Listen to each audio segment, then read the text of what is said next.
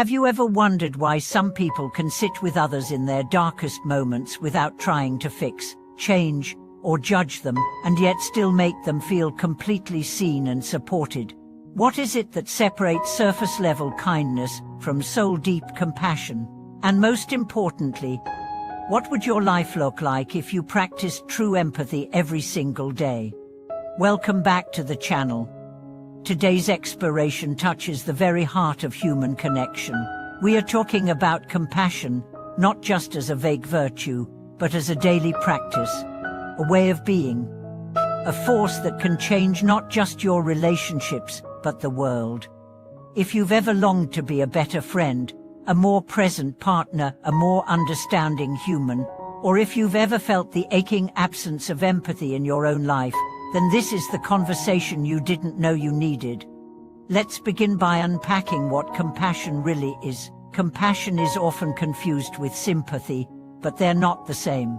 Sympathy is feeling for someone. It says, I see your pain, and I feel sorry for you. Empathy, the deeper layer, is feeling with someone. It says, I may not fully understand, but I'm willing to sit with you in this. Compassion, at its highest expression, includes empathy. It is not just the awareness of suffering, it's the desire to ease it. And that desire isn't just emotional, it's active. True compassion moves us from feeling to doing, from observing to engaging, from passive kindness to transformative presence. To illustrate the difference, let me share a story. A man once shared how, after losing his wife suddenly, the people around him responded in wildly different ways. Some offered condolences and awkward silence. Others flooded him with advice or tried to distract him. But one friend came over, sat beside him on the floor, and said nothing. She stayed with him in the stillness. She cried when he cried. She brought no answers, only presence. That, he said, was when healing truly began. That was compassion. So how does empathy actually shape our daily lives? Empathy is the cornerstone of meaningful relationships. In romantic partnerships, empathy builds emotional intimacy. When a partner feels heard and understood, they're more likely to be vulnerable, honest, and committed. In friendships, empathy turns casual connections into deep bonds. It's the difference between a friend who listens to respond and one who listens to understand. In the workplace, empathy transforms leadership. A manager who can empathize with their team creates a culture of trust, respect, and innovation. People feel valued, not just for what they produce, but for who they are. And empathy enhances communication. It helps us move past assumptions and truly hear the other person. It allows us to ask, what might they be feeling right now? Instead of, how does this affect me? That shift alone can diffuse conflict, resolve tension, and open the door to real dialogue. But perhaps the greatest power of empathy is its ability to inspire compassion in action. Empathy turns our attention outward. It reminds us that everyone is carrying something we can't see, and from that awareness comes kindness, not just in grand gestures, but in small daily acts that ripple outward. So how do we cultivate empathy in a world that often seems to reward numbness, judgment, and disconnection? Start with active listening. Most of us listen to reply. We are already forming our response while the other person is still talking. But active listening is different. It's about being fully present, making eye contact, nodding, reflecting back what you hear, not interrupting, listening with your whole body. When you truly listen, people feel safe. And safety is where healing begins. Next, practice perspective taking. This means stepping into someone else's shoes, not just mentally, but emotionally. Ask yourself, what might it feel like to live their reality? What fears or hopes drive their behavior? What history are they carrying that I don't know about? Even if you disagree with someone, empathy allows you to understand where they're coming from. Mindfulness is another powerful tool. When you're aware of your own thoughts, feelings, and triggers, you're less likely to project them onto others. Mindfulness helps you pause before reacting. It helps you stay curious instead of judgmental.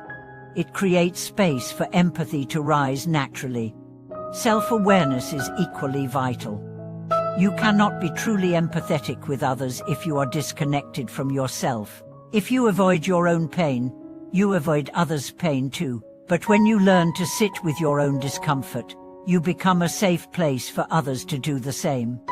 And don't underestimate the power of simple practices. Offer a kind word, hold the door.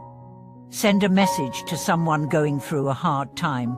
These small moments are not small to the person receiving them.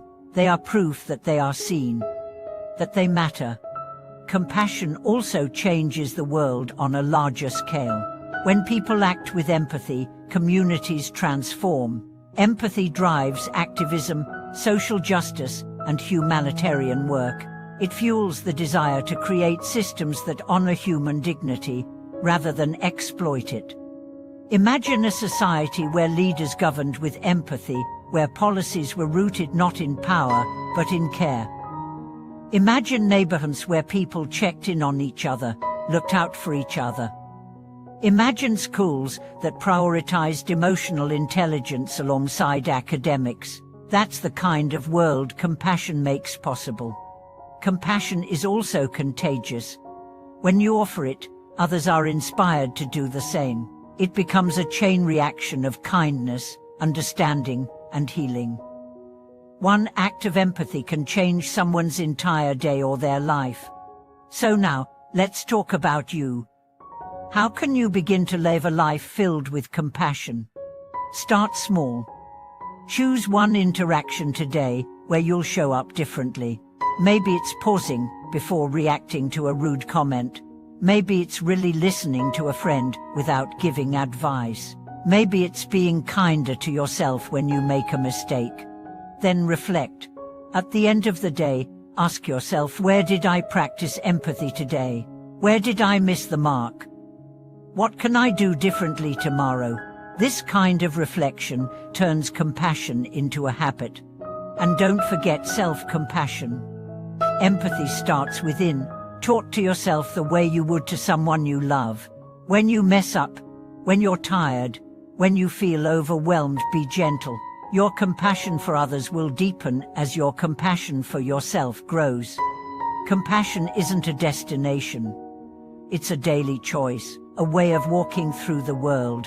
And every step counts. Thank you for watching this video.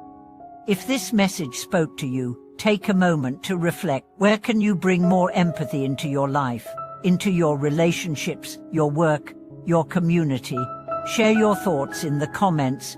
Tell us about a time someone showed you compassion or a time you offered it to someone else. Like this video, subscribe to the channel, and click the bell so you don't miss future conversations about the heart, the soul, and the power of conscious living.